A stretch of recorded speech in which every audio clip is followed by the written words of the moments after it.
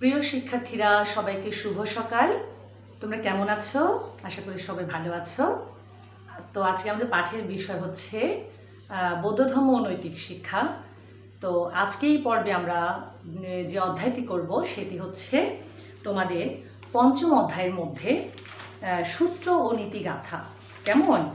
আমরা এর আগেও কিন্তু এই ক্লাসটি করেছি একটি পর্বে, সেখানে ছিল আমাদের মঙ্গল সূত্র সম্পর্কে।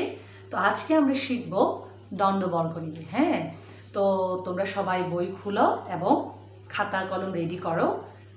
তাহলে আমি বলবো আজকে আমাদের পাঠের বিষয় হচ্ছে দ্বন্দ্ববর্গ নিয়ে। কেমন? ঠিক আছে, তোমরা সবাই বই খুলো। বইয়ের পৃষ্ঠা হচ্ছে 43 পৃষ্ঠা, পঞ্চম অধ্যায়।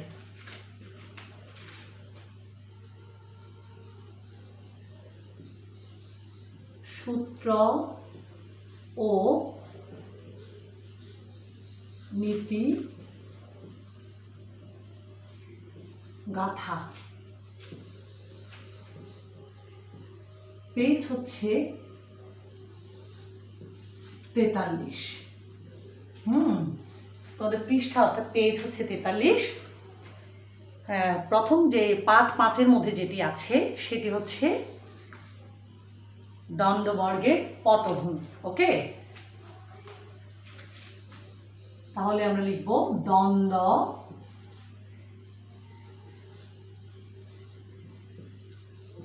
বর্গে পটভূমি।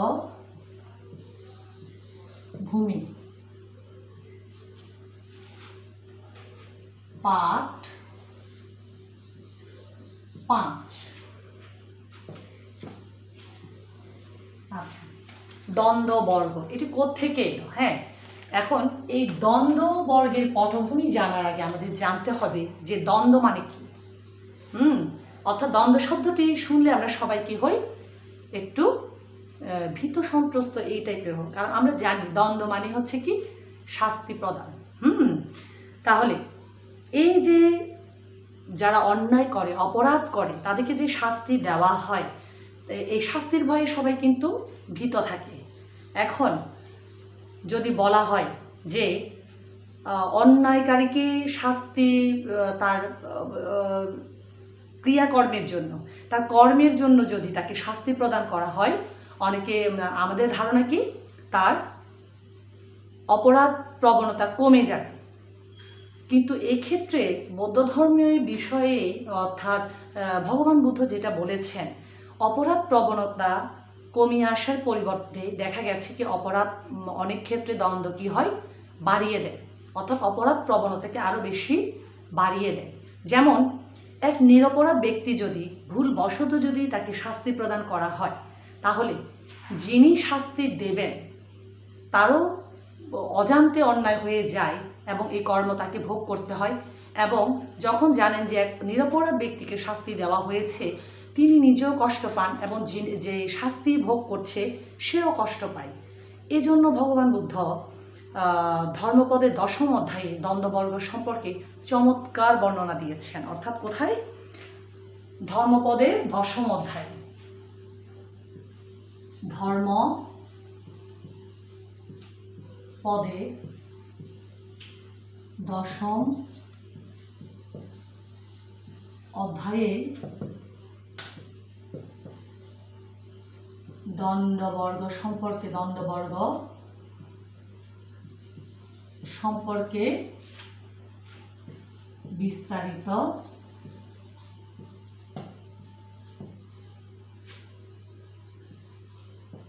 বলা হয়েছে। অর্থাৎ বিস্তারিত বলা হয়েছে বলতে এখানে আমি বোঝাচ্ছি কি, অর্থাৎ বিশদ বর্ণনা দেওয়া হয়েছে। তো ভগবান বুদ্ধ বলেছেন যে শাস্তি ভোগ করছে, অর্থাৎ এখানে তিনি শাস্তির চেয়ে যে শাস্তি যাকে দেওয়া হয়েছে তার মনোবেদনার কথাকে তিনি এখানে উপলব্ধি করতে বলেছেন। অর্থাৎ মানুষের কাছে সবচেয়ে যে প্রিয় জিনিসটি সেটি হচ্ছে আমাদের নিজেদের জীবন। আমরা সবাই নিজেদের জীবনকে ভালোবাসি, তাই না? নিজের জীবনের চেয়ে প্রিয় আর কিছুই হতে পারে না। এখন যাকে শাস্তি প্রদান করা হচ্ছে সেই বোধ জ্ঞানটি যদি নিজের মধ্যে জাগ্রত হয় যে যাকে শাস্তি দেওয়া হচ্ছে সেও তো মানুষ, এই উপলব্ধিটুকুই ভগবান বুদ্ধ বলেছিলেন যে নিজের মধ্যে জাগ্রত হতে হবে, তাহলে কি হবে যে শাস্তি প্রদানকারীকে হয়তো বা মৃত্যুদণ্ড, আমাদের শাস্তি দিতে গিয়ে অনেক সময় আমরা মৃত্যুদণ্ড প্রদান করি, যেন এই জিনিসটি আমরা না করি। অর্থাৎ অপরাধের বিনিময়ে তাকে প্রত্যাঘাত নয়, তাকে ভালো করে বুঝিয়ে তার অন্যায় তাকে দেখিয়ে দিয়ে তাকে যেন আমরা শিক্ষা দিয়ে সে অন্যায়মূলক কাজ থেকে আমরা ফিরিয়ে আনতে পারি, তিনি এই উপলব্ধির কথাই দ্বন্দ্ববর্গের মধ্যে বলেছেন। ঠিক এভাবে এক সময় মহাকালের ভগবান বুদ্ধ জেতবন বিহারে অবস্থান করেন। তখন দুইজন ভিক্ষুর মধ্যে উপবেশন এবং শয়ন নিয়ে ঝগড়া শুরু হয়। তখন তিনি তার মীমাংসার জন্য বুদ্ধ তার দ্বন্দ্ববর্গের ভাষিত গাথাগুলো তিনি বলেছিলেন। এই থেকে কি হয়, দ্বন্দ্ববর্গের উৎপত্তি। তাহলে এখন তোমরা বুঝতে পারলে তো দ্বন্দ্ববর্গের পটভূমি কোত্থেকে এসছে। দুইজন ভিক্ষুর মধ্যে যে শয়ন এবং উপবেশন নিয়ে যে দ্বন্দ্ব, এই দ্বন্দ্বের কারণে বুদ্ধ যে তাদের মীমাংসা করতে গিয়েছিলেন, সেই মীমাংসা থেকেই কিন্তু আমাদের এই দ্বন্দ্ববর্গের গাথাগুলো তোমরা দেখতে পাবে। তোমাদের বই 43 পৃষ্ঠার মধ্যে দ্বন্দ্ববর্গের গাথা আছে। এখানে অনেকগুলো গাথা দেওয়া হয়েছে, 16টি গাথা আছে। তো এই গাথার মধ্যে লেখা আছে, আমি একটু একটু করে অল্প অল্প করে সেগুলো বলে যাই। অর্থাৎ মৃত্যু ভয়ে সবাই সন্ত্রস্ত, সেজন্য বলা হয়েছে যে নিজের সঙ্গে তুলনা করে কাউকে আঘাত করা উচিত নয়, কাউকে কটু কথা বলা উচিত নয়, নিজের সুখের জন্য অন্য কোনো ব্যক্তিকে বলিদান দিয়ে তাকে আঘাত করে নিজের সুখ কামনা করা, এটা হচ্ছে সবচেয়ে বোকামির কাজ। অর্থাৎ অন্যকে বেদনা দিয়ে কখনো নিজের সুখী হতে পারা যায় না। এর কর্মফল অবশ্যই আমাদের ভোগ করতে হবে, কারণ আমাদের বৌদ্ধ ধর্মে আছে আমরা কর্মগুণে কিন্তু মানুষ। এবং নিজের সুখের জন্য যিনি অপসুখকামী ব্যক্তিকে দ্বন্দ্ব দেন না, পরলোকে নিশ্চয়ই সে কী করবে, সুখ লাভ করবে। এবং নির্বোধ লোক যখন পাপ কাজ করে, তার ফল সম্পর্কে অজ্ঞ থাকে, নিজের কর্মের দ্বারা আগুনে পুড়ে যাওয়ার মতো সে কি হয়ে যায়, ছাই হয়ে যায়। এগুলো সব গাথার মধ্যে বলা আছে, আমি জাস্ট অল্প অল্প করে বলে যাচ্ছি, সেগুলো তোমরা এগুলো ভালো করে পড়বে। এবং বলছে 11 নং গাথায় বলা হয়েছে, রাজদোষ বা দারুণ অপবাদের সম্মুখীন হয়, তার জ্ঞাতি ক্ষয় হয় এবং সম্পদ নাশ হয়। ওই রকম ব্যক্তির ঘর কি হয়ে যায়, আগুনে পুড়ে ছাই হয়ে যায়। এবং অলঙ্কৃত হয়েও যিনি শান্ত সংযম সবসময় ব্রহ্মচারিতা পালন করেন, যিনি সকল প্রাণীর প্রতি হিংসাহীন মনোভাব নিয়ে কাজ করেন, তার গুণকীর্তন চারিদিকে ছড়িয়ে পড়ে। অর্থাৎ সুশিক্ষিত ঘোড়া যেমন ব্যত্রাঘাতের ভয়ে তার কষাঘাতে এড়িয়ে চলে, সেইরূপ লজ্জাবোধে নিন্দনীয় কাজ এড়িয়ে চলাই হচ্ছে আমাদের কর্তব্য। কিন্তু এরকম লোক পৃথিবীতে আছেই বা কয়জন, তাই তো? সো আমাদেরকে অবশ্যই হতে হবে ভদ্র, সুশীল, শিক্ষিত, জ্ঞানী। এই জন্য বলা হয়েছে দ্বন্দ্ববর্গে যে যিনি শাস্তি প্রদান করেন তাকে অবশ্যই জ্ঞানী হতে হবে, কারণ একমাত্র জ্ঞানের দ্বারাই তিনি উপলব্ধি করবেন আসলে যে ব্যক্তিকে তিনি শাস্তি প্রদান করছেন তাকে শাস্তি দেওয়া তার কি উচিত হচ্ছে নাকি অনুচিত হচ্ছে। এই গেল আমাদের গাথাগুলো। এটি ছিল পাঠ 6-এর মধ্যে আমাদের। আচ্ছা, পাঠ 7 একটু করে আমরা এটা আলোচনা করি, দ্বন্দ্বের পরিণাম। দ্বন্দ্বের পরিণাম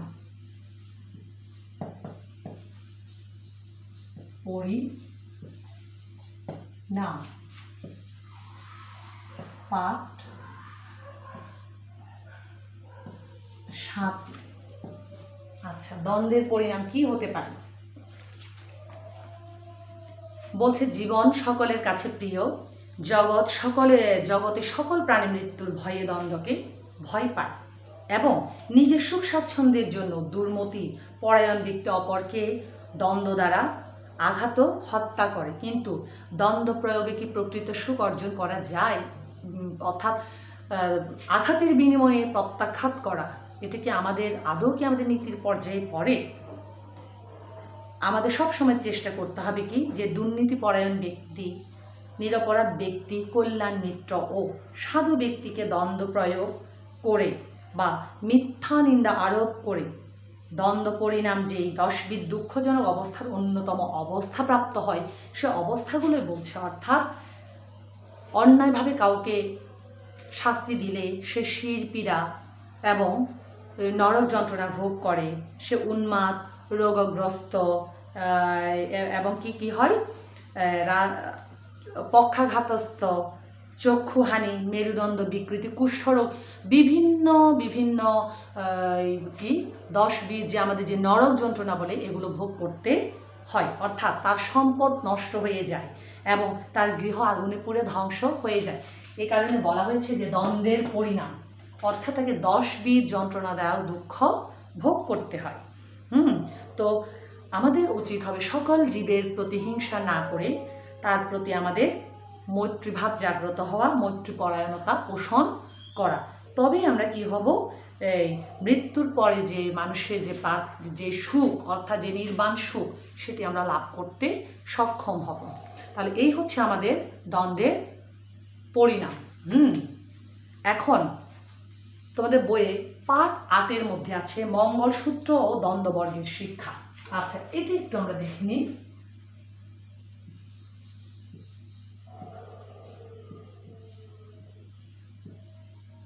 মঙ্গলসূত্র ও দ্বন্দ্ববর্গের শিক্ষা, পাঠ 8।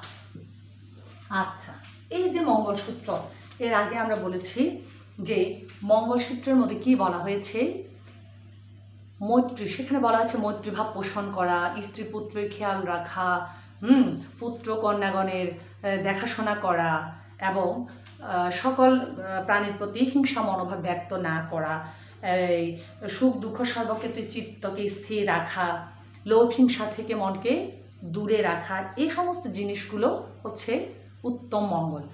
সংক্ষেপে বলছি আমি এগুলো। এবং দ্বন্দ্ববর্গের শিক্ষার মধ্যে কি বলা হয়েছে, আমি একটু আগে বলেছিলাম যে জীবন সবার কাছে প্রিয়। আমরা যদি এই অনুভূতি যদি আমাদের নিজের মনের মধ্যে যদি আমরা পোষণ করে থাকি, তাহলে অবশ্যই আমরা কোনো ব্যক্তিকে দ্বন্দ্ব দেওয়ার আগে তার মনোকষ্টের কথা চিন্তা করে আমরা তাকে অবশ্যই কি চেষ্টা করব, তার অন্যায় কাজ থেকে যেন তাকে আমরা ফিরাতে পারি, সে যেন অন্যায় কাজ না করে, তাকে বুঝিয়ে সেই খারাপ কাজ থেকে মুক্ত করাই হচ্ছে আমাদের কর্তব্য। বৌদ্ধ ধর্মীয় ভাষায় গৌতম বুদ্ধ কিন্তু দ্বন্দ্বের ব্যাখ্যা হিসেবে এই কথাটি তিনি বলেছিলেন, অর্থাৎ আঘাতের বিনিময়ে আঘাত নয়, তাকে ভালোবেসে তাকে ভালো কিছু জ্ঞান দান করে তার মাঝে যেন সেই সৎ চিন্তাগুলো যেন উদিত হয় এবং তার মধ্যে যেন সৎ চিন্তা ভাবনার প্রকাশ ঘটে, এইভাবে মানুষটিকে ফিরিয়ে আনার চেষ্টা আমাদের করতে হবে। তাহলে দ্বন্দ্ববর্গ থেকে আমরা কি শিক্ষা পাই?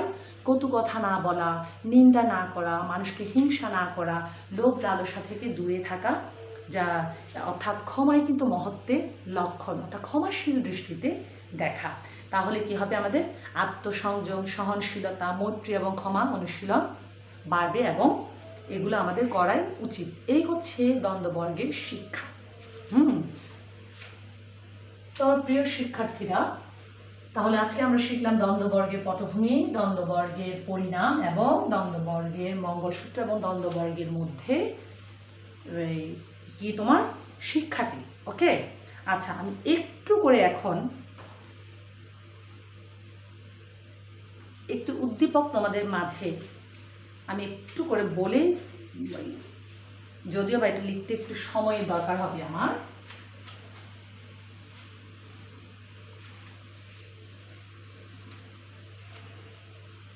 তারপরে আমি চেষ্টা করব তোমরা যেন এটা একটু লিখে নাও। আচ্ছা, আমি এমনি মৌখিকভাবে বলি, তোমরা একটু শোনো এটি। আচ্ছা, ইন্দ্রবাবু একজন সৎ লোক, তিনি একটি সরকারি স্কুলের শিক্ষক। তিনি তার ছেলে মেয়েকে উপদেশ দিতে গিয়ে বলেন, দ্বন্দ্ববর্গ হলো ধর্মপদের 10ম অধ্যায়ে বিস্তারিতভাবে আছে এখানে দ্বন্দ্ববর্গ সম্পর্কে। তিনি বলেন, অন্যায় বা অপরাধ করলে শাস্তি দেওয়া হয়, এটি পৃথিবীর প্রচলিত নিয়ম। কিন্তু গৌতম বুদ্ধ চিরাচরিত শাস্তির কথা তিনি বলেননি। তিনি শাস্তি প্রদানের সময় শাস্তি ভোগকারীর কষ্ট এবং যন্ত্রণাকে কী করেছেন, উপলব্ধি করার কথা বলেছেন। এই জন্য জ্ঞানী ব্যক্তি অনেক কিছু বিবেচনা করে কিন্তু শাস্তি প্রদান করে থাকেন। সাপোজ এই ধরনের আমি একটু উদ্দীপক লিখলাম। এখন এখানে যদি আমি প্রশ্ন করি যে দ্বন্দ্ব শব্দের অর্থ কী, এখানে যদি আমি একটু প্রশ্ন করি ক নঙে দ্বন্দ্ব শব্দের অর্থ কি, তাহলে তোমাদের উত্তর হবে কি, দ্বন্দ্ব শব্দের অর্থ হচ্ছে শাস্তি। আচ্ছা, এখন খ নং প্রশ্ন হিসেবে আমি দিতে পারি এই উদ্দীপকের উপর ভিত্তি করে,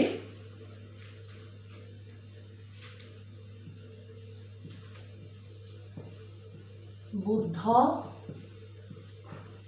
প্রাণ দ্বন্দ্ব দিতে নিষেধ করেছেন কেন? তো এই উত্তরটি তোমরা এইভাবে লিখতে পারো যে বুদ্ধ অন্যায়কারীর প্রতি শাস্তির সাথে সাথে তার মনোবেদনা এবং গভীর সহানুভূতি প্রকাশ করেছেন। অর্থাৎ দ্বন্দ্বিতের সাথে দ্বন্দ্বদাতার যে মনের বেদনার কথা সেটাই তিনি বলেছেন। সবাই মৃত্যুর ভয়ে সন্ত্রস্ত, সবাই নিজের জীবনকে ভালোবাসে, তাই নিজের কথা ভেবে কাউকে কষ্ট বা মৃত্যুদণ্ড দিতে তিনি কি করেছেন, নিষেধ করেছেন।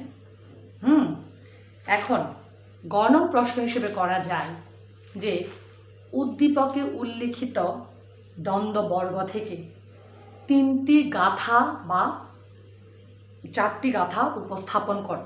তাহলে ওই যে গাথাগুলো আছে 16টি গাথা থেকে যে কোনো 2টি গাথা তোমার লিখলেই হবে। এখন ঘ নাম্বার হিসেবে আমরা কি দিতে পারি, উদ্দীপকে বর্ণিত দ্বন্দ্ববর্গের অবদান সম্পর্কে ব্যাখ্যা কর। দ্বন্দ্ববর্গের অবদান অর্থাৎ দ্বন্দ্ববর্গের অবদান বলতে এখানে বলা হয়েছে যে ক্ষুদ্রক নিকায়ের একটি সংকলন গ্রন্থ। দ্বন্দ্ববর্গ হলো ধর্মপদের 10ম অধ্যায়। দ্বন্দ্ব শব্দের অর্থ শাস্তি। পৃথিবীতে অন্যায়ের প্রতিকারের জন্য শাস্তির প্রচলন আছে, কিন্তু গৌতম বুদ্ধ শাস্তি প্রদানের সময় ভোগকারী কষ্ট এবং যন্ত্রণাকে উপলব্ধি করতে বলেছেন। শাস্তির জন্য শাস্তি প্রদান নয়, বরং চিত্তশুদ্ধি আনয়ন করতে পারলেই অন্যায় অপরাধকে নির্মূল করা সম্ভব। দ্বন্দ্ব বা শাস্তি প্রদান করে অন্যকে কষ্ট দিলে নিজেরও কষ্ট হয় এবং যন্ত্রণা ভোগ করতে হয়। যিনি দ্বন্দ্ব প্রদান করেন তিনি বিচারক, এই জন্য তাকে কি হতে হয়, জ্ঞানী হতে হয়। অর্থাৎ দ্বন্দ্ববর্গের অবদান যদি বলা হয় তাহলে তোমরা প্রশ্নটি এইভাবে করতে পারো। আচ্ছা, এখন অনুধাবনমূলক প্রশ্ন হিসেবে যদি আমি কিছু প্রশ্ন দিই, যেমন কি হতে পারে, অনুধাবন মূলক প্রশ্ন। 1 দ্বন্দ্ব বর্গ পাঠে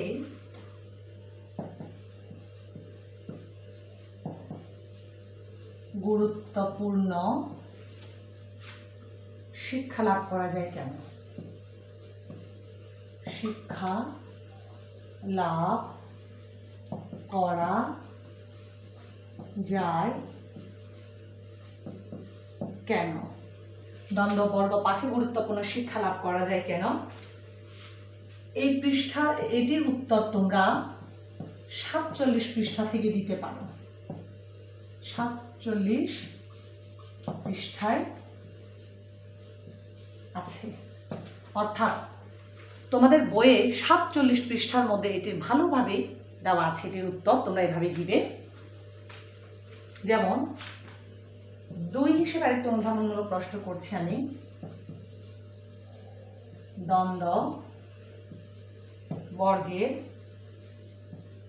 2 নং গাথাটি পালি ও বাংলা সহ লেখো। পালি ও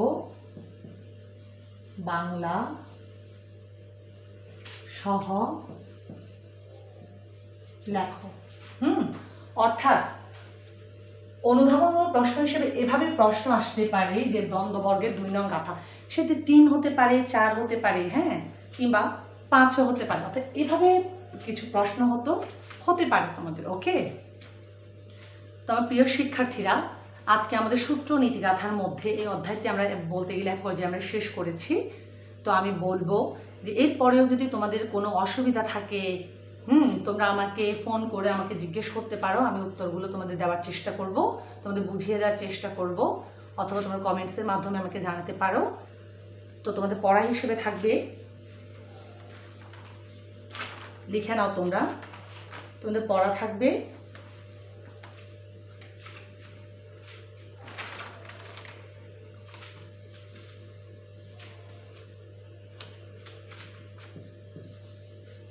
তোমাদের পড়া থাকবে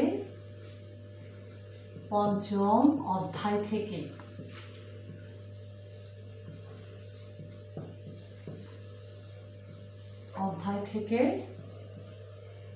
পাঠ 5 থেকে 7 পর্যন্ত, 5 থেকে 8, 5 থেকে 8 পর্যন্ত।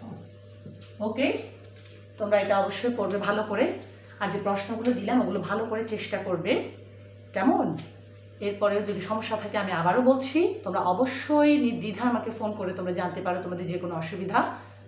তো আজকে আমার ক্লাসটা এখানেই আমি শেষ করছি। ভালো থেকো, সুস্থ থেকো, ধন্যবাদ সবাইকে।